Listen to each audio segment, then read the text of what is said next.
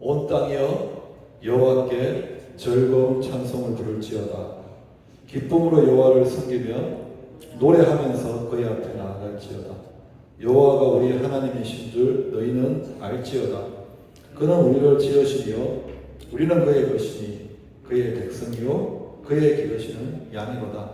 감사함으로 그의 문에 들어가며 찬송함으로 그의 궁전에 들어가서 그에게 감사하며 그의 이름을 송축할지어다.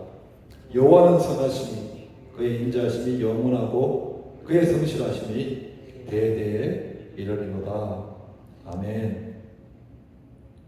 오늘은 예배의 입문서라는 제목으로 하나님의 말씀을 전가하도록 하겠습니다.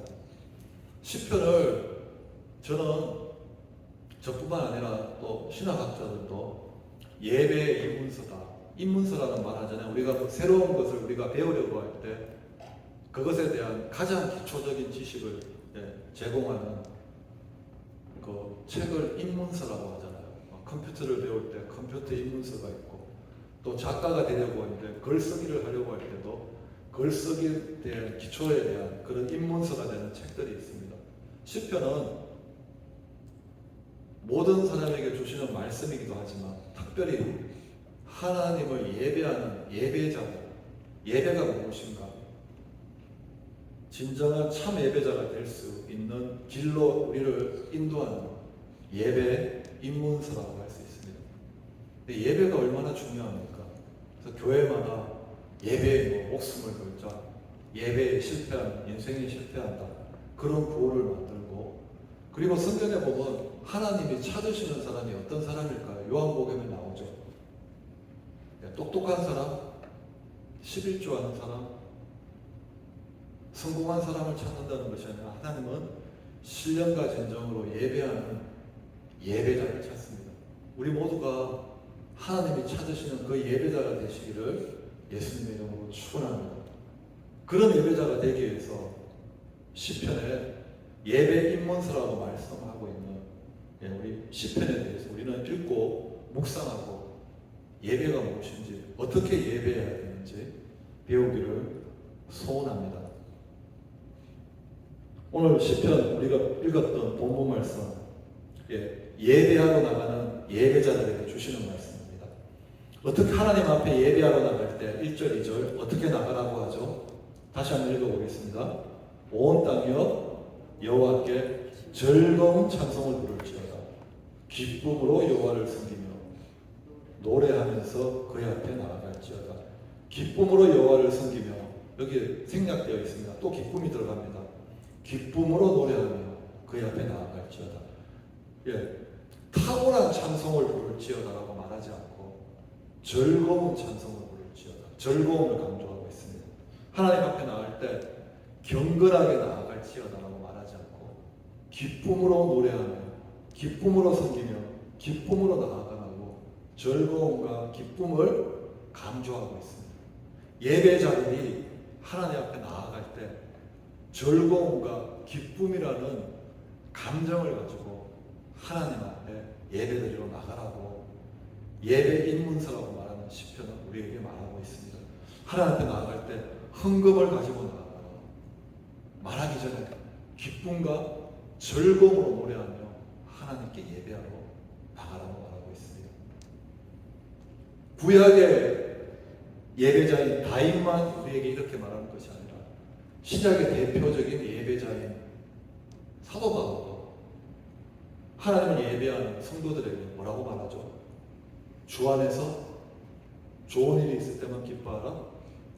항상 기뻐하라. 내가 다시 말하노니 기뻐하라. 지금 그들이 핍박받고 있습니다. 압니다. 그들 지금 얼마나 크리스찬들이 어려운 가운데 있는 줄 알지만 사도 바울은 너희들 하나님 앞에 예배드리는 예배자들은 주 안에서 항상 기뻐해야 된다. 다시 말하는데 너희들 기뻐해야 된다. 이렇게 신구약을 통틀어서 하나님을 섬기고 하나님을 예배하는 예배자들에게 요구하는 것은 기쁨과 즐거움이라는 감정입니다. 즐거움이 왜 예배에 이렇게 중요한 것일까요? 예, 기쁨과 즐거움, 하나님께 예배 드리는데 왜 기쁨과 즐거움이 이렇게 중요한 것일까요? 웨스트민스터 소요리 문답 1번 한번 올려주실까요? 이거 웨스트민스터 소요리 문답, 예, 가장 요리 문답 중에서 교리 문답지 중에서 가장 권위 있는 웨스트민스터 장로교의 교리 문답지 1번 제목입니다. 같이 제가 문제를 읽겠습니다. 여러분이 답을 읽어 주십시오. 웨스트민스터 소요리 문답 제1문 사람의 제일 되는 목적은 무엇입니까?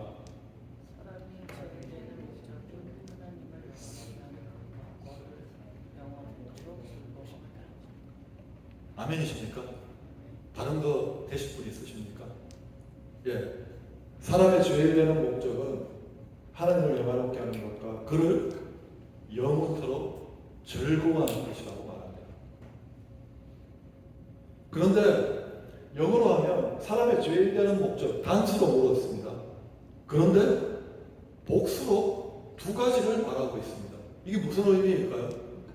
제1, 2 목적이 무엇이냐고 물은 게 아니라 제1 되는 목적이 무엇이냐고 물었는데 답은 단수로 물었는데 답은 두 가지 복수로 말하고 있습니다. 이게 무슨 의미일까요? 제가 예를 들겠습니다. 복음서에 보면 제가 설교도 몇 번 했죠. 서기관이 예수님에게 묻습니다. 계명 중에 가장 중요한 계명, 첫째 되는 계명이 무엇입니까? 단수로 물었을 때 예수님이 어떻게 대답하죠? 마음과 목숨과 뜻을 다해 하나님 사랑하라. 둘째도 이와 같으니 내 이웃을 내 몸과 같이 사랑하라. 복수로 대답합니다.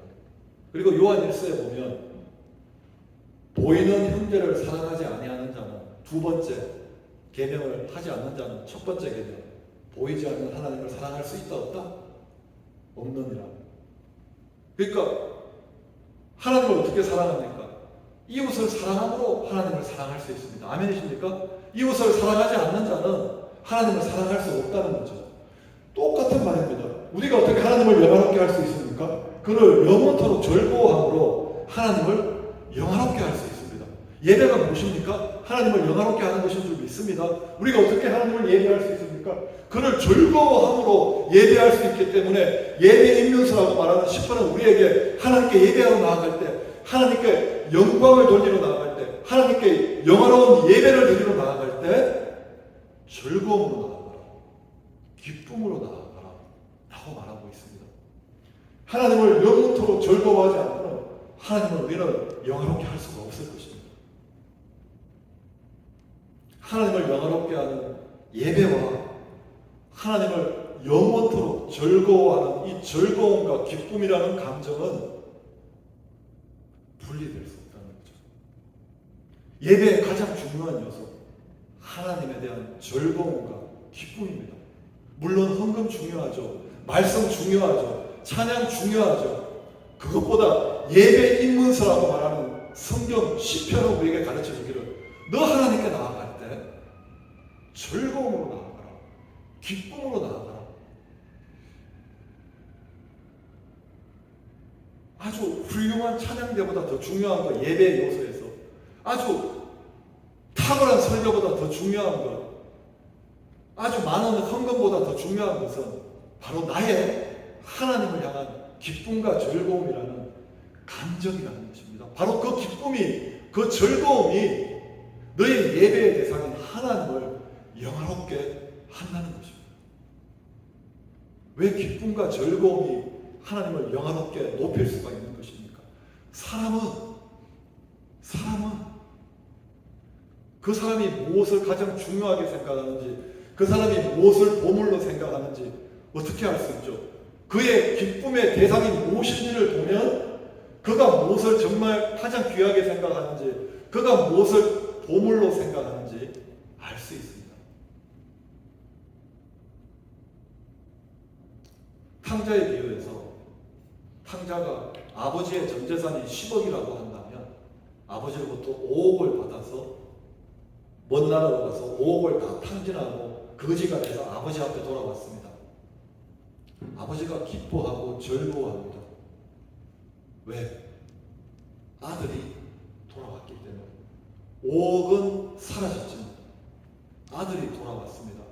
그리고 아들이 돌아왔을 때 잔치를 베푸고 기뻐하고 즐거움으로 그 아들을 다시 존귀하게 높여줍니다. 아버지의 그 기쁨과 아들을 향한 기쁨과 즐거움의 감정은 내 아들이 5억보다 내 전 재산보다 더 귀하다는 삶의 고백인 중에 있습니다. 그 돈은 다 탕진하고 돌아왔지만 그 거지 같은 아들을 기뻐하는 모습을 동네 사람들이 보고 어떻게 알았을까요? 저 아버지는 돈보다 아들을 더 귀하게 생각합니다. 저 아버지의 보배는 돈이 아니고 아들이구나 라는 것을 알게 되었을 것입니다. 우리가 잘 부르는 찬양 내 구주 예수를 더욱 사랑 2절 가사가 어떻게 되죠? 이전엔 세상 나 기뻤으나 지금 내 기쁨은 오직 예수. 그 사람의 기쁨의 대상이 바뀌었다는 것은 그 사람의 보물이 이전에는 세상의 낙이었습니다. 세상의 물질이었습니다. 세상의 성공이었습니다. 세상에서 사람들의 인정과 칭찬이 이전에 최고의 기쁨이었습니다. 그것이 나의 보물이었습니다. 하지만 이제는 예수님이 나의 보물이 되었습니다. 내 기쁨의 대상이 예수님이 되었습니다. 예수님을 향한 기쁨으로 예수님이 나의 보물이라고 고백하고 있는 것입니다. 우리가 하나님을 영원토록 즐거워함으로 하나님이 나의 보배가 되신다는 것을, 내 삶의 가장 귀한 분이라는 것을, 내 모든 이름 위에 하나님을 가장 기뻐하고 즐거워함으로 모든 이름 위에 가장 존귀한 이름으로 하나님을 높여드린다는 것입니다. 여기서 하나님을 그를 즐거워하는 것이 아니라 영원토록 즐거워하는 것입니다. 하나님을 영화롭게 할 수 있는 즐거움은 영원토록 그분을 즐거워할 때입니다. 영원토록의 말이 어떤 말이죠? 변함없는 즐거움으로 즐거워한다는 것입니다. 항상 즐거워한다는 것입니다. 내 삶에 잘 될 때나 나쁠 때나 부유할 때나 가난할 때나 잘 나갈 때나 망할 때나 하나님을 변함없이 즐거워할 때 영원토록 즐거워하는 것이고, 그때 하나님이 내 삶을 통해서 존귀하게 영광과 영화롭게 높여주신다는 것입니다. 영원토록 즐거워한다는 것이 무엇인지 우리에게 샘플로 보여준 사람이 있습니다. 그 사람이 하박국입니다. 하박국 3장 말씀 같이 한번 읽을까요? 비록 무화과 나무가 무성치 못하고 감람나무에 소출이 없습니다. 포도나무에 열매가 없습니다. 밭에 식물이 없으며 외양간에 우리의 양이 없으며 외양간에 소가 없을지라도, 우리 만사형통이라는 말 쓰는데 만사형통이 아니죠. 만사불통이죠. 만사망했죠. 찌라도 나는 여호와로 말미암아 즐거워하며 내 구원의 하나님으로 말미암아 기뻐하리로다. 이것이 영원토록 하나님을 즐거워한다는 것입니다. 변함없이 하나님을 즐거워한다는 것입니다. 이것이 주 안에서 항상 기뻐한다는 것입니다. 이럴 때 하나님, 무화과 농사도 망했습니다.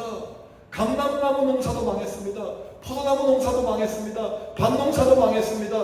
우리의 양도 없습니다. 외양간에 소도 없습니다. 가진 거 아무것도 없습니다. 그러나 하나님이 나와 함께 하시군요. 하나님이 나를 구원해 주셨군요. 하나님이 나를 사랑하시는군요. 그리고 하나님이 이 모든 것을 합력해서 선을 이루시는 하나님의 신실하심 때문에, 그것 때문에 나는 기뻐하겠습니다. 그걸로 말미암아 나는 즐거워하겠습니다 라고 하나님을 기뻐하고 즐거워할 때, 하나님이 무화과나무보다 감람나무의 열매보다 포도나무의 열매보다 외양간의 소와 우리보다 하나님이 더 존귀한 분이라는 것을 세상에 곧 선포하는 것이고 하나님께 드리는 예배가 된다는 것이요. 하나님을 모든 무화과보다, 모든 감람나무보다, 모든 포도 열매보다, 우리의 양떼와 소떼보다 그 위에 하나님을 더 가치 있고 하나님이 나의 보물이라는 것을 모든 것에 기뻐함으로, 이런 것이 없어도 하나님이 주신 선물이 없어도 하나님이 무화과 나무 잘 되게 하실 수 있습니다. 감람나무 농사 잘 되게 할 수 있습니다. 밭 농사 잘 되게 할 수 있습니다. 우리의 양떼가 넘쳐서 우리를 넘치게 할 수 있습니다. 예언간에 소가 넘쳐서 나를 완전 갑부로 만들 수 있는 하나님이시지만 그렇게 아니하셨을 때조차라도 하나님 때문에 그래도 나는 기뻐하고 즐거워할 때 그것이 바로 사람의 제일 되는 목적, 하나님을 영화롭게 한다는 것이죠. 이런 예배자를 하나님이 찾으신다는 거죠. 하나님 안에서 환경에 상관없이 소유에 상관없이 기뻐하는 기쁨의 사람을 하나님이 찾으시는 참 예배자라는 거죠. 예배자는 기쁨의 사람이 되어야 됩니다. 따라해 볼까요? 예배자는 기쁨의 사람이다. 예배자는 막 항상 엄숙하고 막 경건하고 그런 사람이 아니라 정말 예배자는, 하나님이 찾으시는 예배자는 주 안에서 환경과 소외를 초월해서 변함없이 기뻐하는, 항상 기뻐하는 기쁨의 사람이 하나님이 찾으시는 예배자요. 예배의 입문서라고 말할 수 있는 시편이 말하는 예배자라는 사실을 잊지 마시기를 예수 그리스도 이름으로 축원합니다. 제가 이번에 가이드 나갔을 때 수요일부터 금요일까지 가이드를 나갔다 왔는데요. 아주 특별한 일을 경험했습니다. 대학생 여자친구 2명이 이제 8명 중에 2명이 이제 8명 멤버에 포함되어 있는데 첫째 날 라스베가스에 가가지고 가디건을 잊어버렸어요. 그리고 밤에 호텔에 데려다 줬는데 핸드폰을 잃어버렸어요. 호텔 카지노에서 누가 팍 채다가지고 사라졌다 그러더라고요. 도난당했어요. 핸드폰 우리 사실 모든 정보가 여기 다 있잖아요. 카드 정보도 여기 있고. 내가 사는 자기 나라에서 핸드폰을 잃어버려도 되게 당황스럽잖아요. 염려되잖아요. 걱정되잖아요. 마음이 상하잖아요. 그런데 미국에 여행 와가지고 한국 대학생 자매가 좋아하는 가디건을 잊어버리고 곧이어서 핸드폰까지 잊어버렸습니다. 끝나면 뉴욕으로 간다는데 뉴욕 비행기표도 호텔 예약 그것도 모든 정보가 이 안에 다 들어있는데 그걸 잊어버렸어요. 내 마음이 불편하더라고요. 제가 어떡하냐? 이 여행 도대체 할 수 있을까? 이런 자연들이 눈에 들어올까? 마음이 저래가지고 자연 보고 기쁨이 없겠어요? 핸드폰을 잊어버렸는데 지금 얼마나 걱정되겠어요. 부모는 연락할 수도 없고, 연락처 다 정보 다 사라졌는데, 그래서 계속 운전을 하면서 여행을 끝나면서 제가 지금 제대로 여행하고 있나? 제 마음도 사실은 편하지가 않았고, 그런데 마지막 날 그랜드 캐년을 갔거든요. 그랜드 캐년을 갔는데 이제 제가 좀 감동을 더해주려고 캐년에 들어갈 때마다 그 컨퀘스터 오브 파라다이스라는 아주 웅장한 영화음악을 배경음악으로 틀어주거든요. 둥둥둥둥둥. 그런데 그 여자애가 그랜드 캐년의 그 웅장함과 그 경이로움과 아름다움을 보고 자기가 핸드폰 잊어버린 것도 잊어버렸어요. 가디건 잊어버린 것도 잊어버렸어요. 와! 가이드님 여기 데려고 와줘서 너무 고마워요. 그래도 걔는 짱이에요. 멋있어요. 판타스틱. 원더풀. 기뻐하고 즐거워하고 탄성을 지르고 행복해하는 그 모습을 보면서 저는 이 말씀이 생각났습니다. 비록 가디건을 잊어버리고 비록 핸드폰을 잊어버렸을지라도 내가 지금 그랜드 캐년 안에 있잖아요. 한국에서 말로만 들었던, 귀로만 들었던, 사진으로만 봤던 그 웅장한 그랜드 캐년을, 그 경이로운 그랜드 캐년을, 그 광활한 그랜드 캐년을 죽기 전에 한번 꼭 봐야 된다는 그랜드 캐년을 내가 보고 있는데 핸드폰 따위 잃어버렸다고 내가 슬퍼할 수 있겠어요? 가디건 따위 잃어버렸다고 내가 염려할 수 있겠어요? 그냥 그랜드 캐년 안에서, 그랜드 캐년의 경이로움 안에서 그냥 기뻐하고 즐거워하고 행복해 하더라고요. 그것이 바로 그랜드 캐년을 예배하는 것입니다. 그것이 바로 그랜드 캐년을 핸드폰보다, 잃어버린 가디건보다 더 존귀한 것이라고, 더 대단한 것이라고, 더 가치 있는 것이라고 높이는 것인 줄 믿습니다. 저는 예배하는 자세를 보았습니다. 저는 하박국이 꼭 그런 마음이었을 것 같아요. 무화과 나무가 무성치 못하고, 감람나무에 소출이 없고, 포도나무에 열매가 없고, 밭에 식물이 없고, 외양간에 소가 없고, 우리의 양이 없지만 하나님 안으로 들어가 보니, 하나님의 전능하심 안으로 들어와 보니, 하나님의 경이로움 안으로 들어와 보니, 하나님의 그 신실하신 안으로 들어와 보니, 하나님의 구원의 은혜와 사랑 안에 들어와 보니, 그것까지 무화과 나무가 없는 거, 그것까지 감람나무 소출 없는 거, 그것까지 밭에 식물이 없는 거, 그것까지 외양간에 소가 없는 거, 그것까지 우리의 양이 없는 거 다 잊어버리고 그냥 하나님 안에서, 하나님의 그 전능하심 안에서, 하나님의 그 경이로움 안에서, 하나님의 신실하심 안에서 그냥 기뻐하고 즐거워하는 거.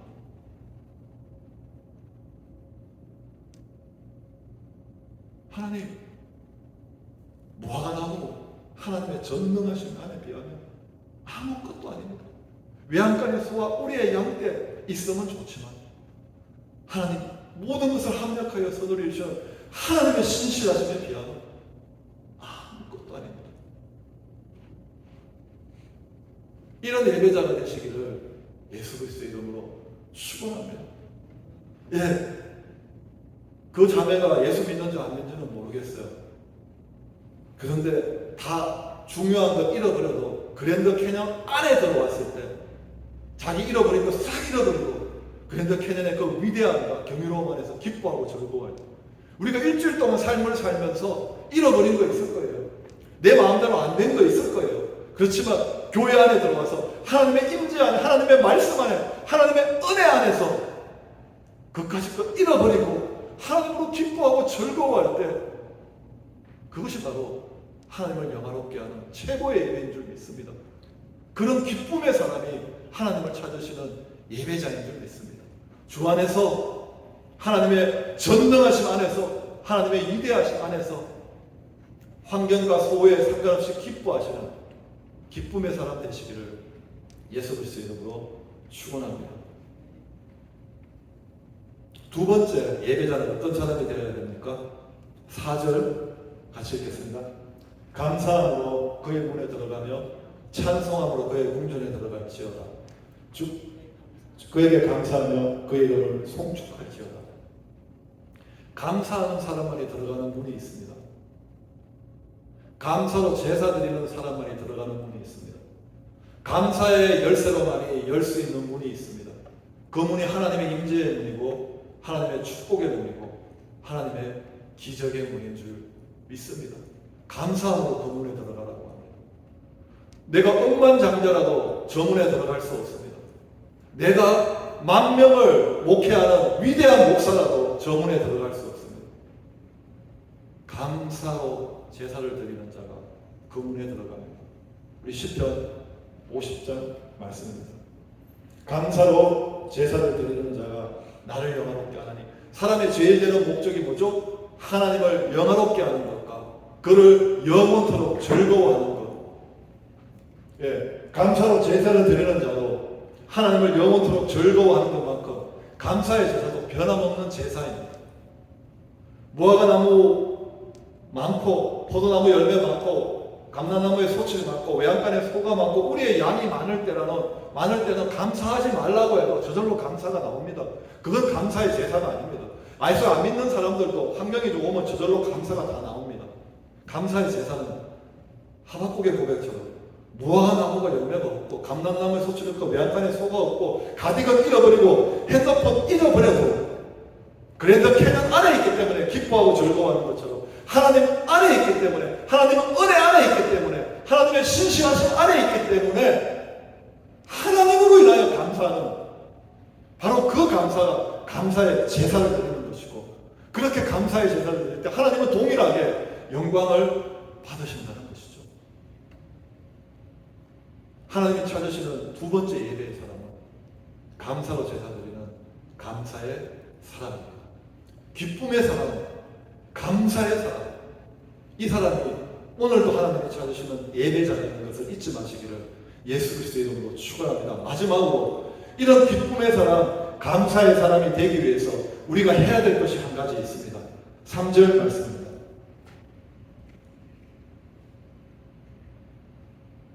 본문으로 한번 다시 가져올래요? 예, 3절 같이 읽겠습니다. 여호와가 우리 하나님이신 줄 너희는 알지어다.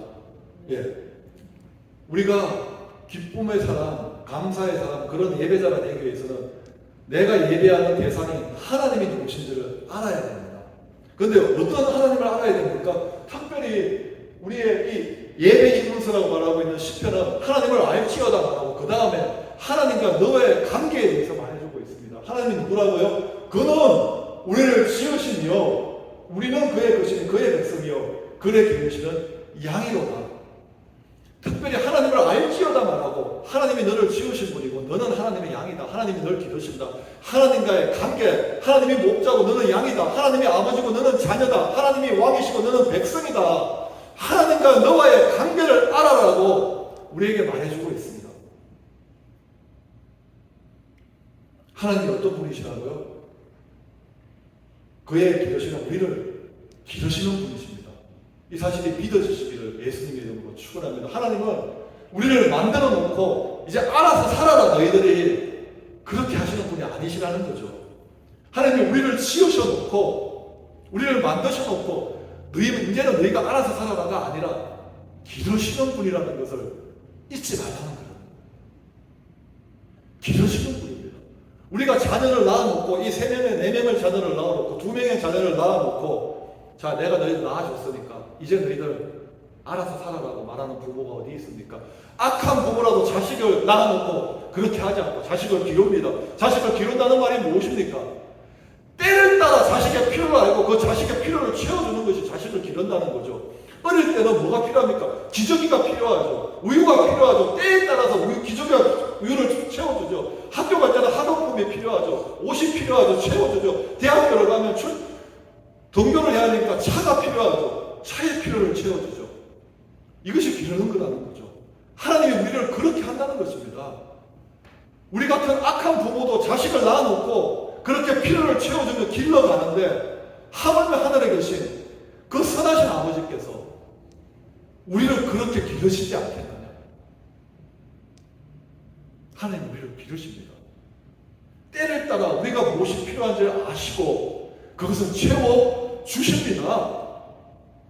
그것이 하나님이 우리를 기르신다는 의미입니다. 하나님이 나를 만드시고 나를 기르신다. 하나님이 나의 아버지시고 나는 하나님의 자녀고 하나님이 나의 목자고 나는 하나님의 양이다. 하나님이 나를 기르신다. 때를 따라 나의 모든 필요를 아시고 채워주신다. 이것을 확실하게 믿는 사람, 어떤 환경을 만나도 하나님 안에서 나를 기르시는 하나님 안에서 나의 목자가 되시는 하나님 안에서 나의 아버지가 되시는 하나님 안에서 기뻐하며 감사하는 기쁨의 사람, 감사의 사람, 하나님이 찾으시는 참된 예배자가 될 줄 믿습니다. 우리 한번 선포할까요? 하나님이 나의 목자입니다. 하나님이 나의 목자입니다. 나는 하나님의 양입니다. 하나님이 나를 기르십니다. 우리의 모든 필요를 아시고 때를 따라 채우십니다. 그러므로 우리는 우리의 목자 되시고 우리의 아버지가 되시고 우리의 모든 필요를 때를 따라 우리의 모든 필요를 아시고 채우시는 아버지와 목자 되시는 하나님 앞에서 하나님 안에서 기뻐하고 감사하는 기쁨의 사람, 감사의 사람 될 수 있습니다. 오늘도 하나님은 예배자를 찾으십니다. 하나님이 찾으시는 예배자는 하나님 안에서 기뻐하는 기쁨의 사람, 하나님의 신실하심 안에서 감사하는 감사의 사람입니다. 하나님이 찾으시는 그 예배자 되시기를, 귀하게 하나님의 손에 붙들려 쓰임받는 인생 되시기를 예수님의 이름으로 축원합니다.